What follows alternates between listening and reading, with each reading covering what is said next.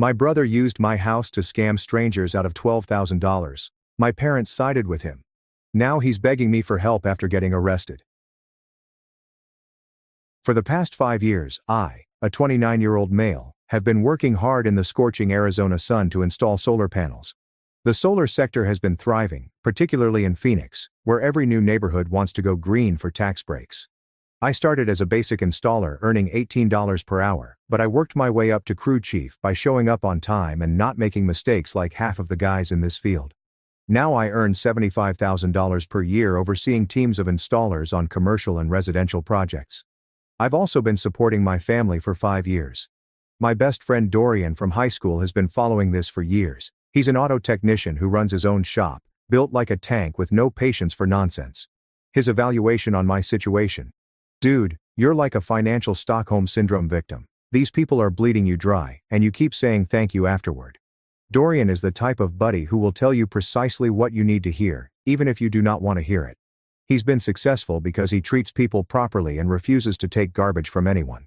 My cat, Zeppo, was the only one who seemed to realize how messed up things were. This large orange tabby has been with me for 3 years, and judges people more accurately than most humans.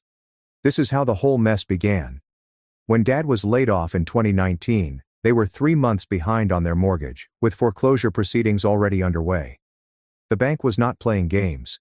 They had 60 days to make up the $4,200 in outstanding payments plus penalties, or they were out.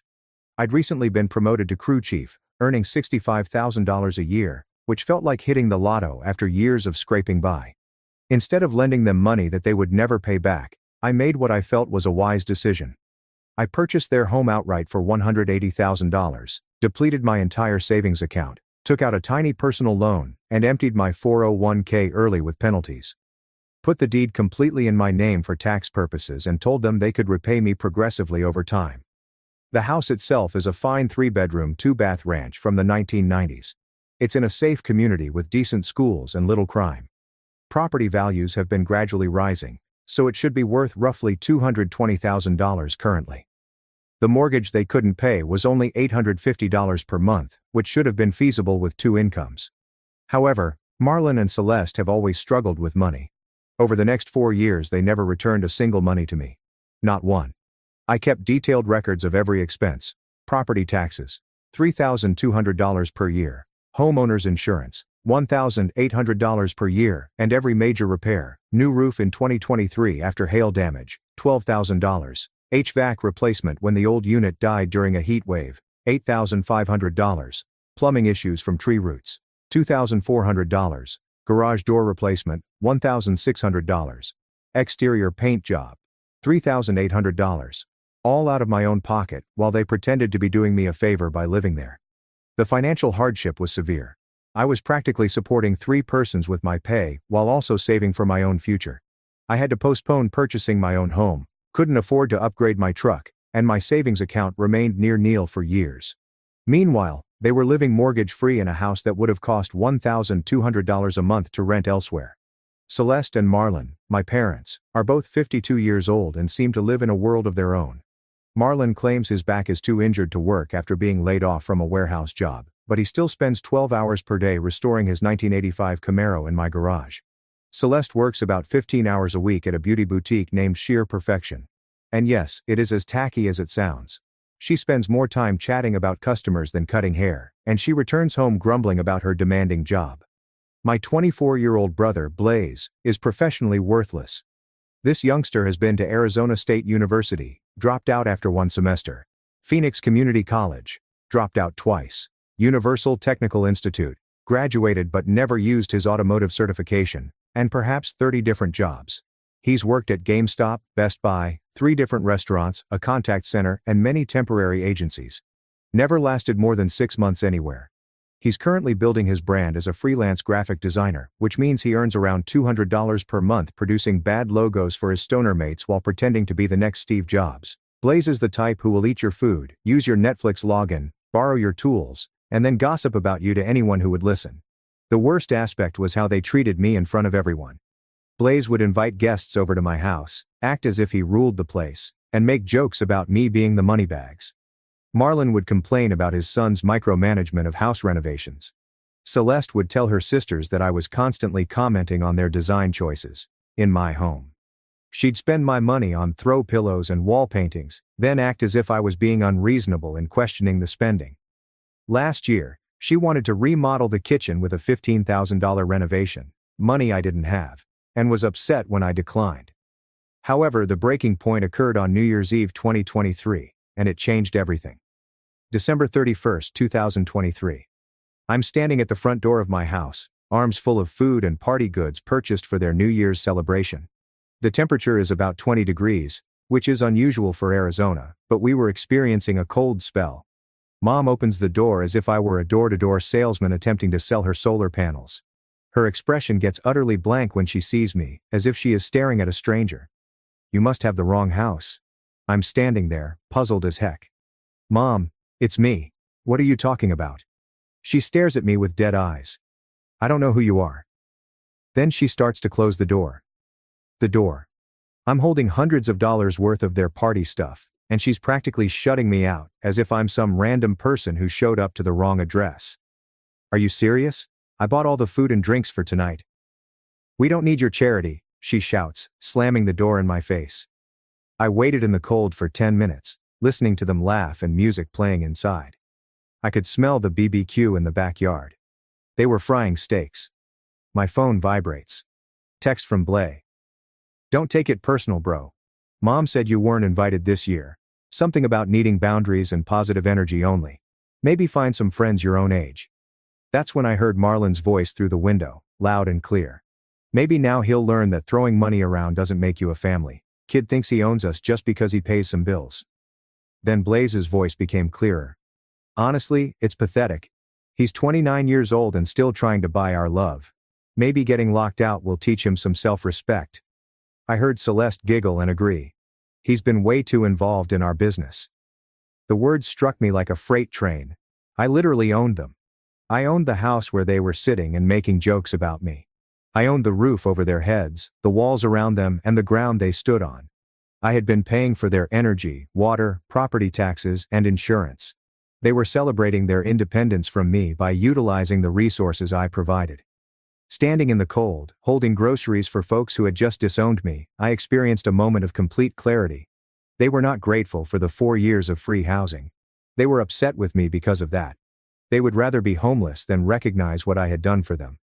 I was going to drive home and spend New Year's alone, feeling sorry for myself when I realized Dorian had invited me to his family's party. I called him from the driveway, holding grocery bags like an idiot. They locked me out. Jesus Christ, Cassian. Get over here right now. Dorian's family lives in a quaint neighborhood about 20 minutes from my home. The type of neighborhood where residents converse to their neighbors and children play in the streets. When I arrived in with bags of food and champagne, his mother Carol immediately went into full Italian mama mode. Cassian, what are you doing bringing food? We have plenty. Dorian told me what happened. Those people are completely insane. Carol has been like a second mother to me since high school. She's this tiny Italian woman who manages to feed an army every time folks visit. Her house usually smells like garlic and fresh bread, and she has a way of making everyone feel welcome. The exact reverse of the reaction I just received from my own family. Dorian appeared with a drink for me, already opened. So let me understand this correctly. You bought food for their party, showed up at your own house, and they pretended not to know you? Pretty much. Dorian began chuckling, but not in a malicious way. Rather, he couldn't believe how ludicrous the scenario had become. Dude, this is like a really messed up episode of Punk'd, except the joke's been going on for 4 years and nobody told you. His father, Tony, a former construction worker, shook his head as he seasoned steaks. Son, in my day, if someone bought your house to save you from foreclosure, you'd be kissing their feet, not locking them out on New Year's. Tony built buildings for 30 years until his knees gave up.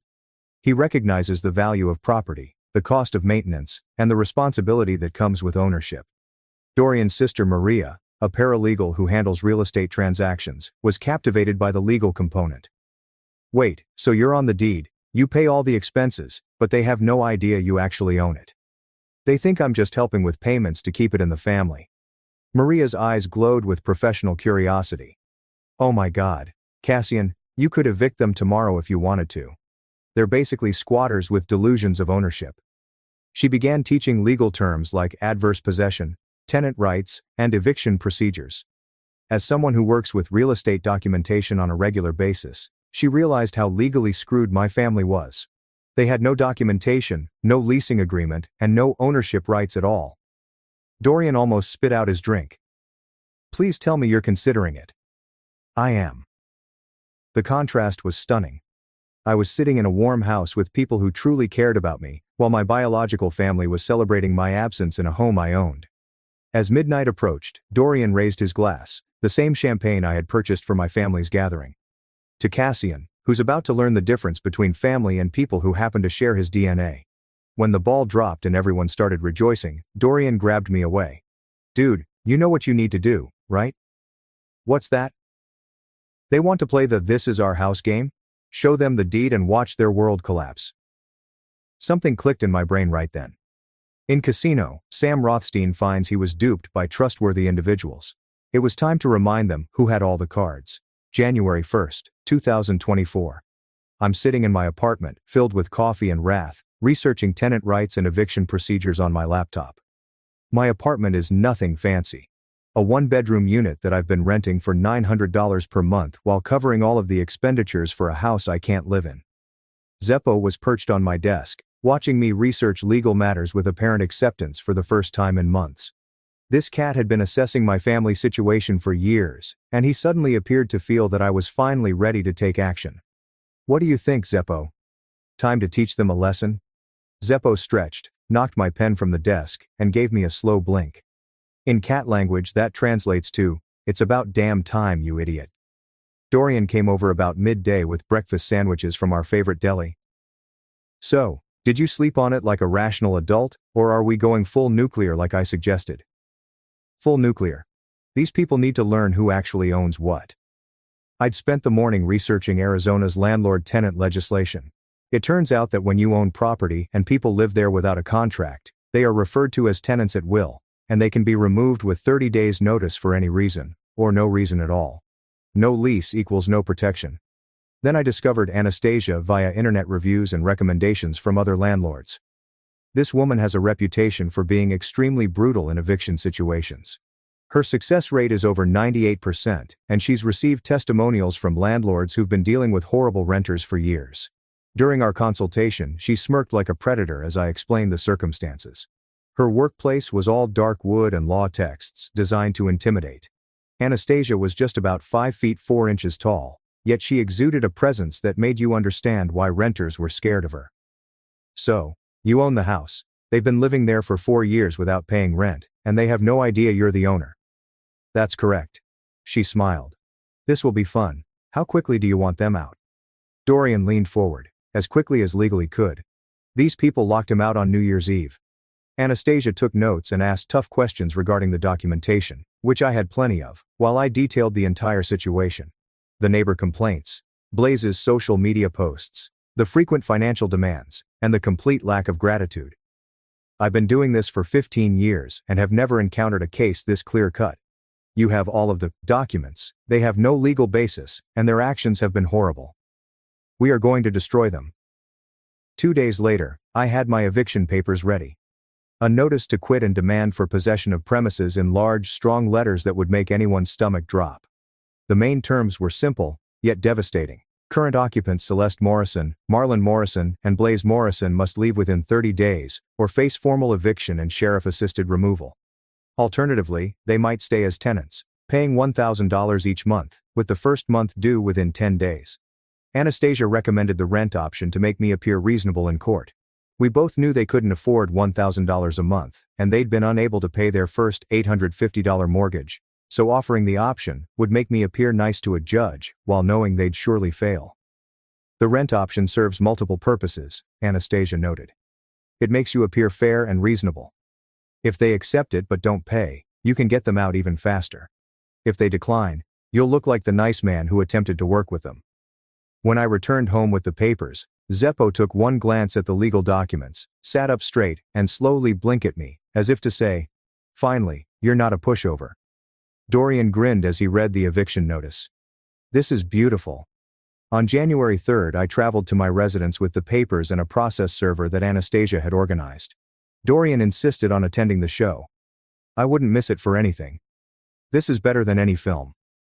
Marlon answered the door in his bathrobe, looking hungover and puzzled, and his expression changed from annoyed to bemused when he spotted me with some official-looking guy in a suit. Cassian, what are you doing here? And who is this guy? The process server moved forward with expert efficiency. Richard Morrison, you're being served with legal notice regarding this property. He handed Marlon the paperwork and a receipt to sign. Service is completed. Good luck. Dorian was standing behind me, trying not to laugh as Marlon's face turned totally white after reading the first few paragraphs. The color drained from his face as he realized these weren't phony documents or a prank. What the hell is this, Cassian? What's happening? Read it carefully, Marlon. Celeste hurried to the door, seized the papers from Marlon's quivering hands and read them aloud. This can't be real. We own this home. Blaze arrived behind them, displaying his customary aggressiveness rather than attempting to comprehend the issue. This is ridiculous, Cassian. You can't just conjure up false legal documents. Check the county records, Celeste. My name has been on the deed for 4 years. You've been staying in my house without paying rent while treating me like garbage. That's when Blaze completely lost it, just as I had predicted.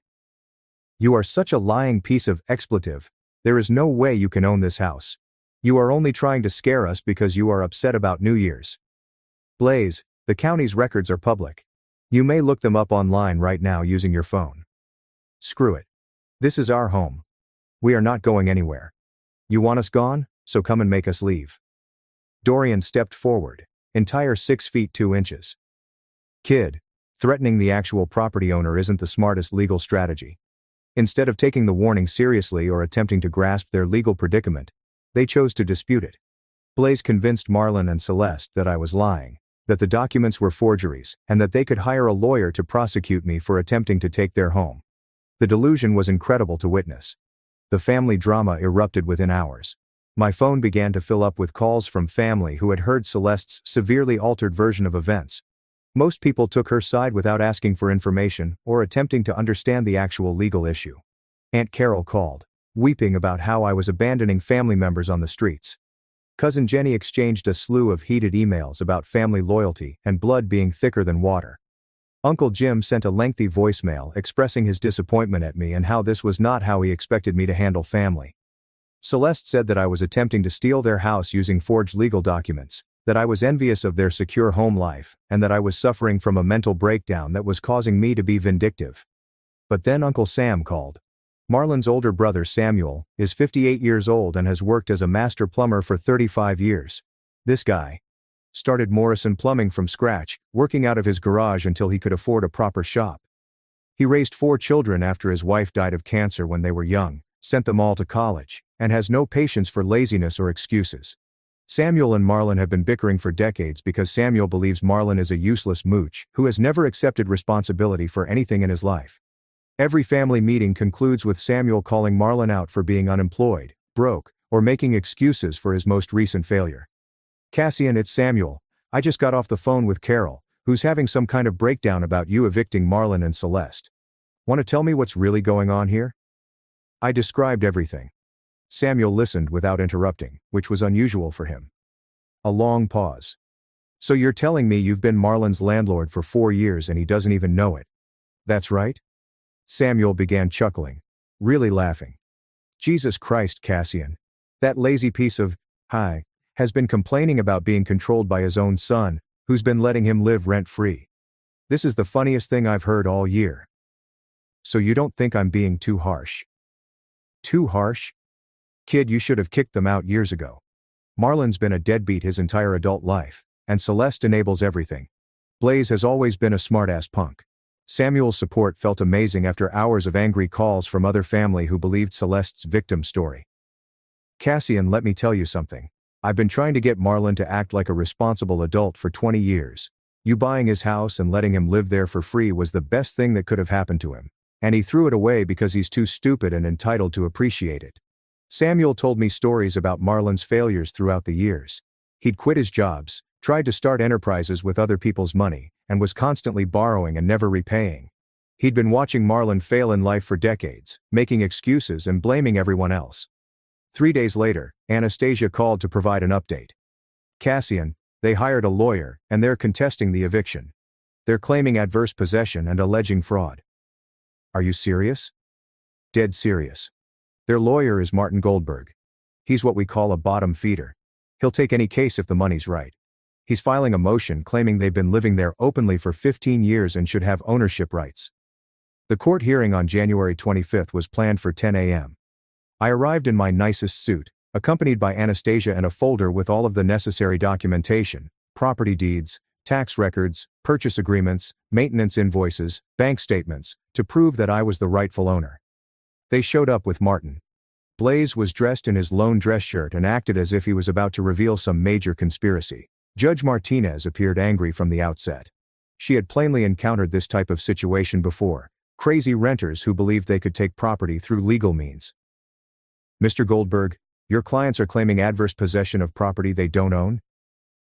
Your Honor, my clients have been residing in this property for 15 years and have made substantial improvements. Do they have documentation of these improvements? Goldberg shuffled his papers anxiously.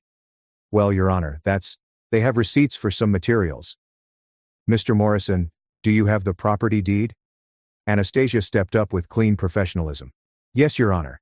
Mr. Cassian Morrison has been the sole owner since 2019, when he purchased the property to prevent foreclosure. And the defendants knew about this purchase? Yes, Your Honor. Mr. Morrison purchased the property to help his family avoid foreclosure but retained sole ownership. Anastasia presented our evidence methodically. The purchase paperwork showed that I paid $180,000 in cash. Deed transfer shows my name as sole owner. 4 years of property tax payments under my name, insurance policies under my name, maintenance receipts totaling more than $30,000 for repairs and enhancements. Everything is documented. Everything is lawful. When it came Goldberg's time, he had almost nothing. There was no documentation or evidence, only accusations that my family deserved the house since they had lived there for longer.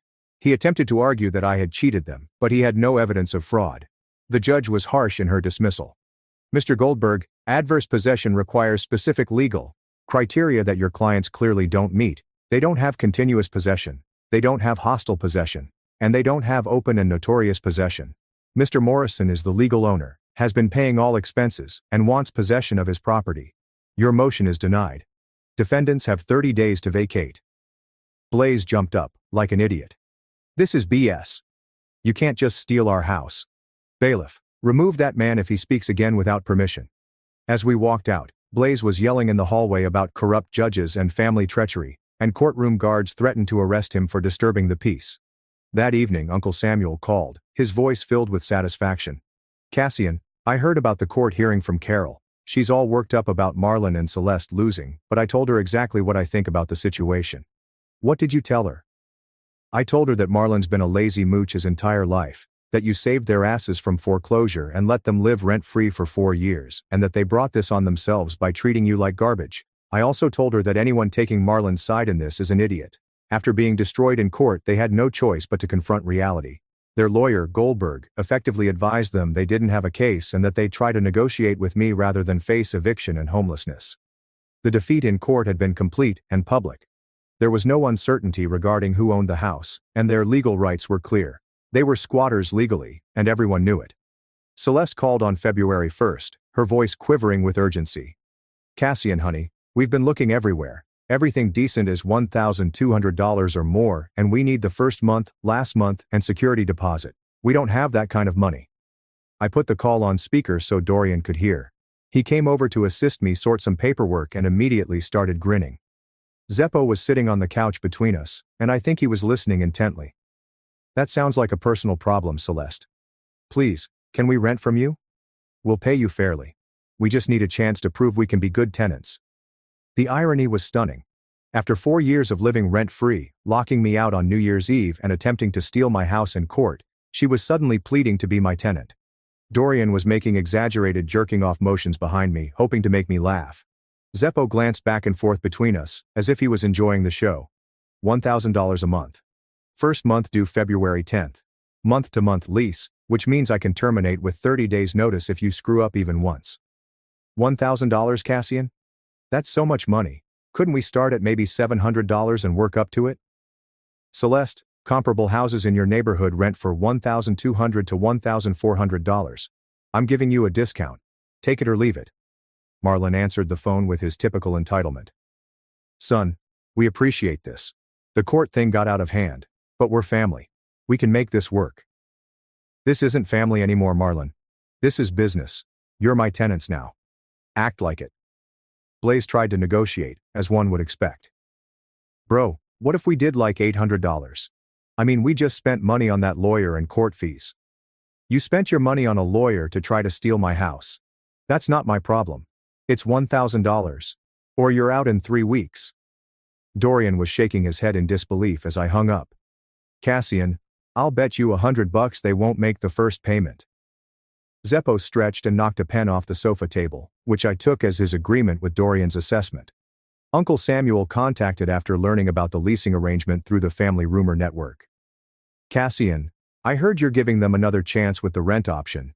You're more generous than I would be. Think they'll actually pay? Samuel laughed, a sound that contained no humor. Kid, Marlon hasn't held a steady job in 4 years. Celeste works part-time by choice, and Blaze makes maybe $200 a month playing with his computer. What do you think? They signed a month-to-month rental agreement on February 8th at Anastasia's office. The entire process seemed awkward and tense. Blaze was a real ass at the signing, making sarcastic remarks about every clause and behaving as if I was ridiculous. So if we're late on rent, can you just kick us out? That seems harsh for the family. You're tenants. And yes, if you don't pay rent, you get evicted. That's how renting works. Whatever, bro. This whole situation is screwed up and you know it. Marlon signed the lease, grumbling about the monthly payment. Celeste kept inquiring about utilities and maintenance tasks. They were mentally evaluating whether they could genuinely afford the payments the entire time. Anastasia acted professionally while plainly enjoying the occasion. Mr. Morrison, I'll keep the eviction paperwork ready. Based on my experience, you'll probably need it within 30 days. February 10th came and went. There is no rental payment, exactly what Samuel and Dorian predicted. Celeste contacted on February 12th, with usual explanations. Cassian, honey, we're having a little cash flow issue. Marlon's disability application is still pending, and Blaze's client hasn't paid him yet. Can we get it to you by the 15th? Dorian was there when I called, eating pizza and watching the show. Zeppo was splayed across my lap, purring as if fascinated by the scenario playing over the phone speaker. Cash flow issue, Dorian said mockingly. That's fancy talk for we spent our rent money on a lawyer to steal your house. Cassian, we're trying our best here, can't you work with us? You agreed to pay $1,000 by February 10th. It's now February 12th, you're already in default. February 15th, still no payment. This time Marlon called with his usual entitled attitude. Cassian, we need to talk about this rent situation. $1,000 is unrealistic given our current circumstances. Dorian nearly choked on his drink, laughing. Current circumstances? You mean being broke because you tried to steal his house? Marlon, you signed a lease agreeing to pay $1,000 monthly. If you can't afford it, you need to move out. Come on, Cassian, be reasonable. We're family, we can work something out. We're not family, you made that clear. You're tenants who aren't paying rent. After 20 days of excuses and broken promises, Anastasia filed the second eviction. Cassian, this is even easier than the first one. They signed a lease, they're in default, and they have no legal standing whatsoever. The March 1st court session was nasty. The judge was clearly upset to see the same defendants again, especially because they had wasted the court's time with their false adverse possession claim. Mr. Morrison, back again with the same family? Yes, Your Honor. They signed a rental lease, then failed to pay the first month's rent. Blaze couldn't keep his mouth shut, which was ideal for our situation. Your Honor, this is retaliation. He's mad that we tried to fight for our rights. The judge appeared disgusted. Son, you attempted to take his house and failed. Now you're not paying the rent you pledged to pay. This is not retaliation.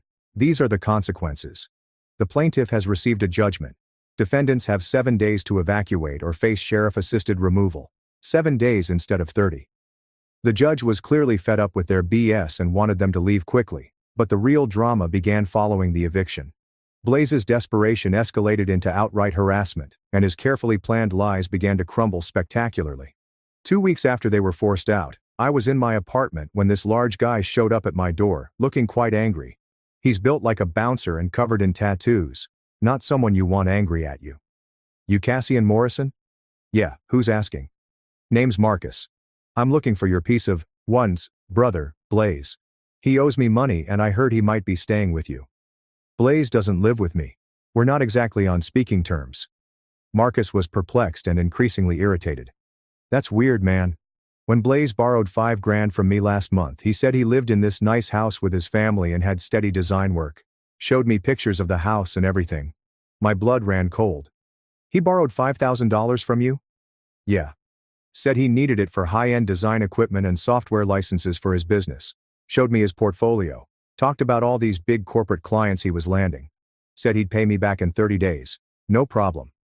Blaze had been using my house as security for loans, claiming he lived there with his prosperous family and ran a booming design business. Marcus had been shown images of my property, specifically my garage and driveway. He'd been claiming credit for my accomplishment in order to defraud people. Kid seemed legit, Marcus continued. Professional portfolio, nice family home, talked a good game about his business growth. But now I find out he's homeless and his design business is BS. What happens if he doesn't pay you back? Marcus cracked his knuckles with a clear determination. Well, I'm not the type to just write off $5,000. I've got his signed promissory note, copies of his ID, his social security number, everything. If he doesn't pay up, I'm taking him to court and filing criminal charges for fraud.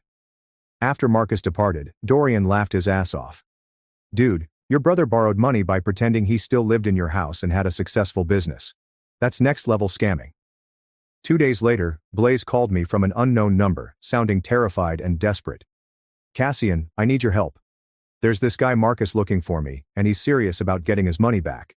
Yeah, he came by my place. You borrowed $5,000 by lying about living in my house. Look, I was desperate, okay? I needed money for equipment, and I thought I could pay him back once I got some big clients.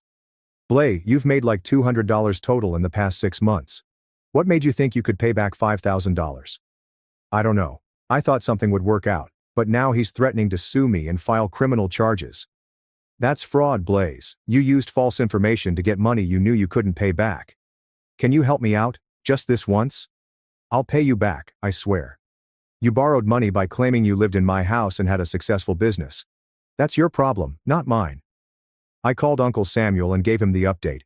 Samuel was quiet for a time before bursting into genuine laughter. That little oddball. He's been telling people he's a great entrepreneur while living rent-free and earning $200 a month? This is perfect. Blaze just committed fraud. Real fraud, with criminal implications. This isn't a family drama anymore, this is an actual crime. That boy is about to see what genuine consequences look like. 2 months later, Blaze was arrested. It seems that Marcus was not his only victim. Blaze had borrowed money from at least 3 different people. The total was more than $12,000 in bogus loans, all secured by using my home as proof of his stability and success. He had been conducting a methodical deception, photographing my property and presenting it as proof of his financial success and family support. Blaze ultimately pleaded guilty to 7 counts of fraud and theft by deception. He received 2 years of probation, restitution orders for all of the money he had taken, and a criminal record that would follow him forever. Blaze used family property to commit his deception, so the judge was especially punitive. Meanwhile, Marlon was jailed for trespassing after breaking into his brother's house and being kicked out. He'd been staying with Uncle Paul until they became weary of his attitude and kicked him out. Rather than finding suitable housing, he attempted to break into Paul's home to reclaim his stuff but was apprehended by neighbors. Celeste ended up in a women's shelter after severing ties with every relative who attempted to assist her. It turns out that repeatedly talking about your ungrateful son and begging for money gets old quickly among family members. Dorian moved into my house as the ideal tenant, paying $1,200 per month and taking greater care of the property than my family ever did. He sought permission before making any improvements, paid his rent on time every month, and increased the property's worth through maintenance and additions. The nicest thing was that Uncle Samuel became the extended family's voice of reason. He confronts everyone who attempts to defend Marlon or Celeste, armed with evidence and years of seeing Marlon fail in life. Cassian's the only one in this family with any sense, Samuel remarked to Aunt Carol during the previous family meeting. Marlon's a deadbeat, Celeste's an enabler, Blaze is a criminal, and Cassian's the only one who worked hard and made something of himself. Sarah and I are now engaged, and we're arranging a small wedding with Dorian as my best man. You know what the best part is? Samuel asked during our engagement party. You didn't just get revenge on Marlon. You showed everyone what real success looks like. You own property. You've got a good job. You're marrying a great woman, and you're surrounded by people who actually give a damn about you. They had ample opportunities to treat me with basic respect while living in my home for free. Instead, they opted for entitlement, lies, and court warfare. Now they're dispersed around the state, facing criminal charges and dealing with the consequences of their own acts. While I am prospering. Some bridges should be burnt.